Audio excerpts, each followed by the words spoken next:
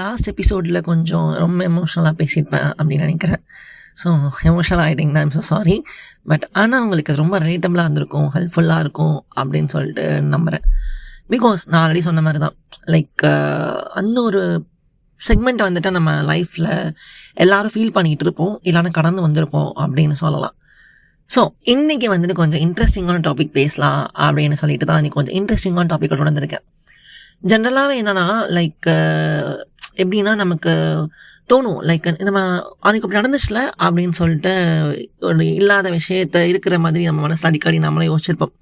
இல்லை நடந்திருக்கும், நடந்த விஷயம் ஒன்றா இருக்கும், பட் நம்ம மைண்டில் இருக்கிற ஒரு விஷயம் வந்துட்டு வேற ஒரு விஷயமா கூட இருக்கலாம். லைக் எக்ஸாம்பிளுக்கு பார்த்துக்கிட்டிங்கன்னா, இப்போ ஒரு 5 வருஷத்துக்கு முன்னாலும் 2 ஃப்ரெண்ட்ஸ் இருக்காங்கன்னு வச்சுக்கோங்க. ஸோ ஒரு பெரிய சண்டை நடந்திருக்கு அந்த டைமில். அப்போ ஃப்ரெண்டு ஏ வந்துட்டு சொல்கிறாரு, லைக் வந்துட்டு நீ அப்படி பண்ண அப்படின்னு சொல்லிட்டு. ஃப்ரெண்டு பி சொல்கிறேன், இல்லை நீ தான் காரணம், இந்த நாள் தான் சண்டை போட்டேன் அப்படின்னு. அது ஆஃப்டர் 5 இயர்ஸ்க்கு அப்புறமா ரீகால் பண்ணுறப்போ என்ன ஆகுதுன்னா, அகைன் 2 பேர் ஒரு காஃபி ஷாப்பில் மீட் பண்ணுறாங்க. ஸோ மீட் பண்ணுறப்போ சொல்கிறாங்க, அந்த ஃப்ரெண்டு ஏவை பார்த்து பி சொல்கிறாரு, ஏ மேலே தான் எல்லாம் மிஸ்டேக்குன்ற மாதிரி அவர் அக்செப்ட் பண்ணிக்கிறதும், இல்லை ஃப்ரெண்டு ஏ வந்துட்டு நீ தான் பண்ண அகைன் ப்ளேம் பண்ணுறதும் அந்த மாதிரி. ஸோ என்ன டாபிக் பேச போகிறேன் நான் கெஸ் பண்ணியிருக்க முடியாது அப்படின்னு நினைக்கிறேன். ஸோ நானே சொல்லிடுறேன், எனக்கு என்ன டாபிக் பேச போகிறேன்னா ஃபால்ஸ் மெமரிஸ். அது ஒன்றும் கிடையாது.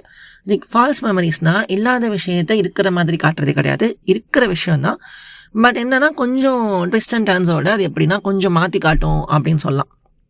ஸோ அதுதான் லைக் என்னென்னா ஃபால்ஸ் மெமரிஸ்ன்றது வந்துட்டு நான் சொன்ன மாதிரி லைக் கம்ப்ளீட்லி ஒரு ஃபேப்ரிகேட்டடான விஷயம் கிடையாது, பட் இருந்திருக்கும் அந்த விஷயம். பட் நாளடைவுலையும் இல்லைன்னா வந்துட்டு நம்ம brain like it's not like camera, ஓகேவா? ஸோ வந்துட்டு நம்ம யோசிச்சுட்டு இருப்போம், பிரெயின் வந்துட்டு அப்படியே ஸ்கேன் பண்ணிக்கும், அது எல்லாமே ரெக்கார்ட் பண்ணிக்கும் மைண்டில். ஸோ வந்துட்டு நம்ம எப்போல்லாம் வந்துட்டு ப்ரெஸ் பண்ணணும், பட்டன் ப்ரெஸ் பண்ணுற மாதிரி அதை ரீகால் பண்ணி நமக்கு விஷுவலைஸ் போட்டு காட்டும். ஆப்வியஸ்லி கிடையவே கிடையாது. இந்த நாள் வரைக்குமே நானும் இப்படி நினச்சிட்டு இருந்தேன். பட் இந்த டாப்பிக்கை ரீட் பண்ணதுக்கப்புறம் ஓ மை காட் அப்படின்ற மாதிரி இருந்தது. ஸோ ஜெனரல் எப்படி இருக்குன்னா, அந்த பிரெயினில் இருக்க ஈவெண்ட்ஸ் எல்லாமே வந்துட்டு நம்ம ரீகால் பண்ண ட்ரை பண்ணும்போது it start to be reconstruct again. அதாவது வந்துட்டு நிறைய செக்மெண்ட்ஸ் ஆஃப் வந்து பீசஸ் ஆஃப் த மைண்டில் இருக்குமா, அந்த இன்சிடென்ட்ஸ் எல்லாம் ஞாபகம் இருக்குமா. ஸோ வந்துட்டு ஒரே லென்த்தி செக்மெண்ட்டாக வந்துட்டு மைண்டில் இருக்காங்க. இப்போ எக்ஸாம்பிளுக்கு அந்த ஃப்ரெண்ட்ஸோட இன்சிடென்ட்ஸ் எடுத்துக்கோங்க. ஸோ 2 பேரும் சண்டை போட்டது 5 வருஷத்துக்கு முன்னால், லைக் அது ஒரு பெரிய ஈவெண்ட்டாக இருக்கலாம். பட் இப்போ யோசிக்கிறப்போ அந்த ஈவெண்ட்டை திரும்ப ரீகால் பண்ண ட்ரை பண்ணுறப்போ அது அப்படியே அந்த ஈவெண்ட் வந்துட்டு மண்ணில் ப்ளே ஆகாது. ஸோ என்ன ஆகுனா, அங்கங்கே ஒரு பீஸ் ஆஃப் செக்மெண்ட்ஸ் மாதிரி நிறைய இடத்துல இருக்கும். ஸோ அது எல்லாமே கலெக்ட் பண்ணி அந்த எல்லா பீசஸையும் கலெக்ட் பண்ணி மொத்தமாக கனெக்ட் பண்ணி அதை ரீகன்ஸ்ட்ரக்ட் பண்ணி பிரெயின் வந்துட்டு மெமரியை தரும். அதுதான் வந்துட்டு அதெல்லாம் கன்ஃபியூஷன் ஆகுது. ஸோ வந்துட்டு ஆல்ரெடி சொன்ன மாதிரி நீ தான் அதை தப்பு பண்ண நான் அவர் அக்செப்ட் பண்ணிக்கிறதும், இல்லை நீ தான் பண்ணன்றது அகெயின் ப்ளேம் பண்ணுறதும். ஸோ 5 இயர்ஸ்க்கு முன்னாடி என்ன 2 பேருமே சண்டை போட்டிருக்காங்க, 2 பேருமே ப்ராப்ளம் இருக்குது. பட் இப்போ என்ன நடக்குது, ஒருத்தர் மட்டும் அக்செப்ட் பண்ணிக்கிறார், ஒருத்தர் இன்னமும் வந்துட்டு ப்ளேம் பண்ணிட்டு இருக்காரு அப்படின்றது தான். ஸோ என்ன ஆகுதுன்னா, நாளடைவில் இந்த பிரெயின் மெமரிஸ் எப்படி ஆகுதுன்னா மொத்தமாக வந்துட்டு பிரிஞ்சு போயிடுது. ஸோ அங்கங்கே செக்மெண்ட்ஸை வந்துட்டு கலெக்ட் பண்ணி அதை மொத்தமாக திரும்ப கொடுத்து ரீகன்ஸ்ட்ரக்ட் பண்ணுறப்போ தான் நமக்கு ஒரு ஐடியா கிடைக்குது அப்படின்னு சொல்கிறாங்க. ஸோ இதுதான் வந்துட்டு ஃபால்ஸ் மெமரிஸ் அப்படின்ற மாதிரி சைக்காலஜியில் சொல்கிறாங்க. ஓகே, ஸோ என்னென்ன மாதிரி different types of false memories இருக்குது அப்படின்னு சொல்லிட்டு பார்க்கலாம். இந்த ஃபர்ஸ்ட் திங் பார்த்தீங்கன்னா ரொம்ப எனக்கு கொஞ்சம் டிஃப்ரெண்ட்டாக இருந்த விஷயம் என்ன, மிஸ்இன்ஃபர்மேஷன் எஃபெக்ட் அப்படின்னு சொல்கிறாங்க. அதாவது எலிசபெத் லுஃப்டஸ் அவங்களோட ஃபேமஸான ரிசர்ச் ஒன்று இது. அதாவது என்னென்னா, அவங்க சொல்கிற விஷயம், after an event new misleading information can influence what people later remember. அதாவது ஈவெண்ட் நடந்ததுக்கு அப்புறமா அதுக்கு புதுசாக வர மிஸ்லீடிங் இன்ஃபர்மேஷன் என்ன பண்ணுதுன்னா, அந்த நடந்த ஒரு விஷயத்தை இன்ஃப்ளூயன்ஸ் பண்ணி மொத்தமாக மாற்றுது அப்படின்ற மாதிரி சொல்கிறாங்க. ஒரு ஆக்சிடென்ட் நடக்குதுன்னு வச்சுக்கலாம். ஸோ அந்த ஆக்சிடென்ட் நடக்கிறப்போ நம்ம கண்ணால் விட்னஸ் பண்ணுறோம், லைக் என்ன ஒரு காருக்கு மோதிக்குது, இடிச்சிருது, ஏதாவது பண்ணிக்குது. பட் ஆனால் இன்னொருத்தங்க என்ன சொல்கிறாங்கன்னா, ஓ அந்த கார் அன்னைக்கு வந்துட்டு பயங்கர வேகமாக வந்து அப்படியே அந்த கார் மேலே ஸ்மாஷ் ஆச்சுல அப்படின்ற மாதிரி அது ஒரு இன்ஃப்ளூயன்ஸ் பண்ணிடுது. ஸோ நடந்த விஷயம் ஒன்று வேறு, 2 காரும் இடிச்சது, ஆக்சிடென்ட் ஆனது, ஓகேவா, ஃபைன், யாருக்கும் எதுவும் ஆகலை. பட் ஆனால் இன்னொரு பர்சன், அதாவது ஒரு பார்க்காத பர்சன் என்ன பண்ணுறாங்கன்னா பேசுகிறப்போ, ஓ அதை இடித்து மோதி உடஞ்சிருச்சுல அப்படின்ற மாதிரி. ஸோ இன்னும் கொஞ்சம் வருஷத்துக்கு அப்புறம் நம்ம அந்த இன்சிடென்ட்டை ரீகால் பண்ணுறப்போ எப்படி தோணுன்னா, ஓ ஆமாம்ல இந்த கார் வந்துட்டு இடிக்கலை, அது வந்துட்டு நல்லா பயங்கரமாக இடித்து மோதி உடஞ்சிருச்சுல அப்படின்னு சொல்லிட்டு தான் நம்ம மைண்ட்லேயும் வந்துட்டு பிரெயின் இன்ஃப்ளூயன்ஸ் பண்ண வச்சு புது ஒரு ஃபால்ஸ் மெமரிஸை க்ரியேட் பண்ணுது அப்படின்னு சொல்கிறாங்க. ஸோ இது மட்டும் இல்லாமல் சோஷியல் இன்ஃப்ளூயன்ஸும் இந்த மெமரி க்ரியேட் பண்ணுறதுல பெரிய ஒரு பங்காக இருக்குது அப்படின்னு சொல்கிறாங்க. அதாவது பார்த்துக்கிட்டிங்கன்னா, லைக் ஃப்ரெண்ட்ஸோட ட்ரிப்லாம் போயிருக்கோன்னு வச்சுக்கோங்களேன், ஏதோ ஒன்று நடந்திருக்கு, சம்திங் அது ஈவெண்ட் நடந்திருக்கு அப்படின்ற போது நம்ம லேட்டாக ரிகால் பண்ணுறப்போ எப்படின்னா, ஓ அன்னைக்கு அப்படி ஆச்சுல, லைக் வந்துட்டு நம்ம போயிட்டே இருந்தோம், திடீர்னு காணாமல் போயிட்டோம்ல, நம்ம ரொம்ப நேரம் ஸ்டக்காக இருந்தோம்ல அப்படின்னு ஒரு ஃப்ரெண்டு சொல்கிறான். ஆனால் உண்மையாக அப்படி இன்சிடென்ட் நடந்திருக்காது. மேபி நீங்கள் காணாமல் போயிருப்பீங்க, பட் ரொம்ப நேரம் ஸ்டக்காக இருக்க மாட்டீங்க. ஒரு 10 நிமிஷமோ 5 நிமிஷத்துலேயும் உங்கள் ஃப்ரெண்டு வந்து காப்பாற்றிருக்கலாம். ஸோ நீங்கள் என்ன ஆகுதுன்னா, ஆனால் லேட்டர் ரீகால் பண்ணுறப்போ ஆமாம்ல நீ சொன்னது உண்மை தானே, நம்ம அன்றைக்கி ரொம்ப நேரம் ஸ்டக் ஆகிட்டோம்ல, கிட்டத்தட்ட 1 hour மாட்டிக்கிட்டோம்ல அப்படின்னு சொல்லிட்டு யோசிக்கிறது. ஸோ இதே ஃபால்ஸ் மெமரிஸ் என் லைஃப்பில் நிறையா நடந்திருக்கு அப்படின்னு சொல்லலாம். இந்த மாதிரி உங்கள் லைஃப்பில் நிறைய நடந்திருக்கும் அப்படின்னு சொல்லிட்டு நான் நினைக்கிறேன். இதை தாண்டி பார்த்தீங்கன்னா அந்த ஃபோட்டோஸுமே கூட வந்துட்டு மெமரிஸ் இன்ஃப்ளூயன்ஸ் பண்ணுற பவர் நிறையா இருக்குது அப்படின்னு சொல்கிறாங்க. அதாவது லைக் ஜென்ரலாக இப்போ ஒரு ஃபோட்டோகிராஃபி எடுத்து இப்போ நம்ம பார்க்குறப்போ இது மேபி ரொம்ப வருஷத்துக்கு அப்புறம் எடுத்துருக்கலாம். ஸோ முன்னாள் எடுத்து அந்த ஃபோட்டோவாக இருக்கலாம். ஸோ இப்போ ரீகால் பண்ணுறப்போ அந்த ஃபோட்டோவில் இருக்க மெமரினா நமக்கு லைக் ஞாபகம் இருக்காது. பட் ஃபோட்டோஸை பார்க்குறப்போ ஓ ஆமாம் நமக்கு அன்னைக்கு அந்த பிளேஸில் இதுதானே நடந்தது அப்படின்னு சொல்லிட்டு நடந்திருக்காத ஒரு விஷயங்கள் இருக்கும். பட் நடந்த விஷயத்தோட சேர்த்து என்ன பண்ணணும், அந்த ஃபோட்டோஸ் கொடுக்குற மெமரியை வச்சு நம்மளே ஒரு மெமரியை வந்துட்டு ஜென்ரேட் பண்ணிக்கிறது. ஸோ எக்ஸாம்பிளுக்கு பார்த்துக்கிட்டிங்கன்னா லைக் வந்துட்டு ஒரு பர்த்டே பார்ட்டி இருக்குது அப்படின்னு வச்சுக்கலாம். ஒரு 10 வயசு ஒருத்தர் பர்த்டே கொண்டாடுறாரு. ஸோ ஒரு கேக் கட்டிங் கிட்ட வந்துட்டு நிற்கிற மாதிரி ஒரு ஃபோட்டோ இருக்குது, கேக்கில் நிற்கிற மாதிரி ஃபோட்டோ இருக்குது. ஸோ ஒரு 20 இயர்ஸ்லையோ 30 இயர்ஸ்லையோ அதே ஃபோட்டோவை திரும்ப அவர் பார்க்குறப்போ என்ன ஆகும்னா, ஆமாம் அன்றைக்கி பர்த்டே பார்ட்டி நடந்தது, எனக்கு அன்றைக்கி வந்துட்டு நான் கேக்லாம் இது பண்ணேன், பட் எனக்கு கேக்லாம் பிடிக்கல, லைக் ஏதோ ஒரு கைண்ட் ஆஃப் மெமரி, பட் நடக்காத ஒரு விஷயம். அவங்க என்ன ஆயிடும்னா எங்கெங்கேயோ இன்ஃப்ளூயன்ஸ் பண்ண விஷயம் எல்லாம் மொத்தமாக சேர்ந்து ப்ளஸ் அந்த ஃபோட்டோகிராஃபி மெமரியும், ஆமாம் அன்றைக்கி அந்த கேக் வந்துட்டு நான் நல்லா இல்லை, எல்லாரும் வந்துட்டு அன்றைக்கி நான் சண்டை போட்டேன், எனக்கு பர்த்டே வந்துட்டு ப்ராப்ளம் ஆச்சு, அந்த மாதிரி ஏதோ ஒன்று நினச்சிட்டு என்ன பண்ணுறதுன்னா மெமரி இன்ஃப்ளூயன்ஸ் ஆகி அது மாதிரி ஃபோட்டோ இன்ஃப்ளூயன்ஸ் ஆகி மெமரியில் வந்துட்டு ஒரு சேஞ்ச் நடந்து அதை அகெயின் ரீகன்ஸ்ட்ரக்ட் பண்ணி புது மெமரியாக கொடுக்கும் அப்படின்னு சொல்கிறாங்க. ஸோ இதுதான் வந்துட்டு ஃபால்ஸ் மெமரிஸில் இன்னொரு பாயிண்ட். அதுக்கப்புறம் பார்த்தீங்கன்னா சைல்ட்ஹுட் மெமரிஸ். ஸோ வந்துட்டு சின்ன வயசில் நம்ம நாயை பார்த்து பயந்து ஓடி இருப்போம் சரியா. பட் ஆனால் என்னன்னா நம்ம பேரண்ட்ஸ் சொல்லியிருப்பாங்க, உனக்கு சின்ன வயசுலேருந்து நாயினா ரொம்ப பயம், நீ வந்துட்டு உன்னை நாய் துரத்துச்சு இல்லை நாய் கடிக்க வந்துச்சு அப்படின்னு சொல்லியிருப்பாங்க. நம்ம 5 வயசாக அந்த இன்சிடென்ட் நடந்திருக்கலாம். நம்ம 25 வயசு வரைக்கும் சரி இல்லை 30 வயசானதுக்கு அப்புறம் சரி அப்போவும் வந்துட்டு நாயை பார்த்து பயந்துட்டே இருப்போம். ஏன்னா அன்றைக்கி எங்கள் அம்மா சொன்னாங்க லைக் என்னென்னா எனக்கு நாயை பார்த்தா பயம், ஸோ வந்துட்டு நான் ஓடிடுவேனா அப்படின்ற மாதிரி. ஸோ என்ன ஆகுதுன்னா அம்மா சொன்னாங்க அன்னைக்கு அப்படின்ற வார்த்தை கிட்டத்தட்ட 20 வருஷமாக ட்ராவல் பண்ணி அந்த சைல்ட்ஹுட் மெமரிஸ்ன்றது இந்த பிரெயின்லையும் இன்ஃப்ளூயன்ஸ் ஆகி மொத்த மெமரியும் மாற்றி காட்டுது. ஸோ மேபி இப்போ கரண்ட் ஜென்ரேஷனில் அந்த 25 வயசு பையனுக்கு நாய் மேலே பயம் இல்லாமல் இருக்கலாம். மேபி அப்போ அவன் பயந்து ஓடிங்கிறது உண்மையாக கூட இருந்திருக்கலாம். பட் அவன் என்ன நினைக்கிறான்னா எனக்கு என்னமோ பயம் இருக்குது, இனிமேல் நாய் பார்த்தா துரத்தான் செய்யும் அப்படின்ற மாதிரி மொத்த மெமரியை மாற்றி அதை ரீகன்ஸ்ட்ரக்ட் பண்ணி புது மெமரியாக தருது அப்படின்னு சொல்கிறாங்க. இதை தாண்டி பார்த்தீங்கன்னா எமோஷன் இருக்கே சொல்லவே வேணாம். லைக் என்னன்னா இந்த ஃபைட்டே வச்சுக்கலாம், லவ்வர்ஸ்குள்ள இருக்க ஃபைட்டை வச்சுக்கலாம். ஸோ என்னன்னா ஒரு 5 வருஷத்துக்கு முன்னால் வந்துட்டு சம்திங் வந்துட்டு 2 பேத்துக்குள்ள நடந்திருக்கு, லவ்வர்ஸ்குள்ள சண்டை நடந்திருக்கு. அப்படின்ற போது என்ன ஆகுதுன்னா லைக் அவங்க ரொம்ப பயங்கரமாக கோபத்தில் ஏதோ ஒன்று பேசிட்டாங்க, 2 பேரும் மாற்றி சண்டை போட்டு பிரிஞ்சுட்டாங்கன்னு வச்சுக்கலாம். ஸோ ஆஃப்டர் 5 இயர்ஸுக்கு அப்புறமா அதே மெமரியை வந்துட்டு ரீகால் பண்ணி பார்க்குறப்போ என்ன ஆகுதுன்னா லைக் அவங்க எமோஷனல் ஸ்டேட் எப்படி இருந்ததுன்னா அந்த டைம் ரொம்ப ஆங்கராக இருந்திருக்காங்க, இல்லை ரொம்ப சேடாக இருந்திருக்காங்க, இல்லை டெப்ரெஷனாக இருந்திருக்காங்க. இப்போ வந்துட்டு இவங்க நார்மலாக இருக்காங்க.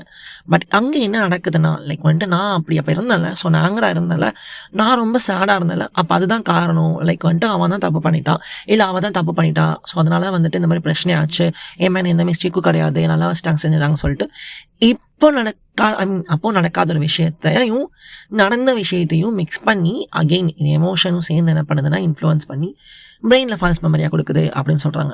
ஸோ ஜென்ரலாகவே பொறுத்துக்கிட்டிங்கன்னா எமோஷனை பொறுத்த வரைக்கும் எமோஷன் நடந்திருக்கு, அந்த விஷயம் நடந்ததுன்னு சொல்லிட்டு அர்த்தம் கிடையாது அப்படின்னு சொல்லிட்டு நான் சொல்லலை, சைக்காலஜி சொல்கிறாங்க. ஸோ இதுதான் வந்துட்டு சைக்காலஜியில் எமோஷன் இப்படி வந்துட்டு பிரெயின் மெமரியை வந்துட்டு இன்ஃப்ளூயன்ஸ் பண்ணுது அப்படின்ற பாயிண்ட். அதுக்கப்புறம் பார்த்தீங்கன்னா ஏன் வந்துட்டு இந்த பிரெயின் வந்துட்டு ஃபால்ஸ் மெமரிஸ்லாம் க்ரியேட் பண்ணுது, ஏன் அதுக்கு வந்துட்டு கேமரா மாதிரி ரெக்கார்ட் பண்ணி ப்ளே பண்ண தெரியாதா அப்படின்னு கேட்டிங்கன்னா ஆப்வியஸ்லி தெரியாது. ஸோ வந்துட்டு அது கலெக்ட் பண்ணி மொத்தமாக தான் ரீகன்ஸ்ட்ரக்ட் பண்ணும் அப்படின்னு சொல்கிறாங்க. ஸோ என்னென்ன ப்ராசஸ் இருக்குது அப்படின்னு பார்த்தீங்கன்னா ஃபர்ஸ்ட் ரீகன்ஸ்ட்ரக்ஷன். அதாவது பிரெயின் ஆடி சொன்ன மாதிரி நிறையா கேப்ஸ் இருக்கும் அப்படின்னு சொல்கிறாங்க. லைக் நிறையா ஏஜ்னால கூட இருக்கலாம், லைக் அது ரொம்ப வருஷத்துக்கு மேலே நடந்த இன்சூரன்ஸாக இருக்கும் இல்லையா. ஸோ அந்த மாதிரி நிறையா வந்துட்டு கேப்ஸ் வந்துட்டு க்ரியேட் ஆகிடுக்கும். ஸோ அங்கங்கே பிரெயினில் கேப்ஸ் இருக்கிறனால என்ன ஆகுதுன்னா அது சுற்றி இருக்கிற இன்ஃபர்மேஷன்ஸ் எல்லாமே கலெக்ட் பண்ணி இருக்கிற கேப்பெல்லாம் ஃபில் பண்ணி நமக்கு ரீகன்ஸ்ட்ரக்ட் பண்ணுது அப்படின்னு சொல்கிறாங்க. ஸோ சஜஷன்ஸில் வந்துட்டு எப்படின்னா லைக் வந்துட்டு சம்மன் இப்போது இன்ஃபர்மேஷன் கொடுக்குறாங்களே சொன்ன மாதிரி, ஸோ அவங்க கொடுத்த இன்ஃப்ளூயன்ஸும் கூட நம்ம பிரெயினில் வந்துட்டு கிரியேட் ஆகி என்ன பண்ணுதுன்னா இந்த மாதிரி பிரெயினில் ஃபால்ஸ் மெமரிஸ் கிரியேட் பண்ணுது அப்படின்னு சொல்கிறாங்க. ஸோ இந்த கன்ஃபியூஷன் அப்போ சோர்ஸில் இருக்க அந்த கன்ஃபியூஷன் அந்த பிரெயினில் இருக்க கேப்பு இது எல்லாமே சேர்ந்து என்ன பண்ணுதுன்னா ஃபால்ஸ் மெமரிஸ் கிரியேட் பண்ணுது அப்படின்னு சொல்லிட்டு சைக்காலஜியில் சொல்கிறாங்க. அதுக்கப்புறம் பார்த்தீங்கன்னா சில ஈவெண்ட்ஸில் அந்த ரெப்பிட்டேஷன் கேட்டுட்டு இருக்கோம் இல்லையா, நம்ம ஆல்ரெடி சொன்ன மாதிரி பேரண்ட்ஸ் கிட்ட இருந்து கேட்குற ஸ்டோரிஸ் எல்லாமே ஆமாம் அன்றைக்கி வந்துட்டு நீ நாயை பார்த்து பயந்து ஓடனா, ஸோ நீ வரைக்கும் நாயை பார்த்து பயந்து ஓடிட்டு இருக்கோம், நான் இப்போயும் பயந்தான் அப்படின்ற மாதிரி.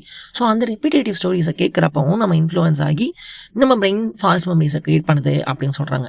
இதெல்லாம் தாண்டி பார்த்தீங்கன்னா இமேஜினேஷன் சொல்லவே வேணாம்.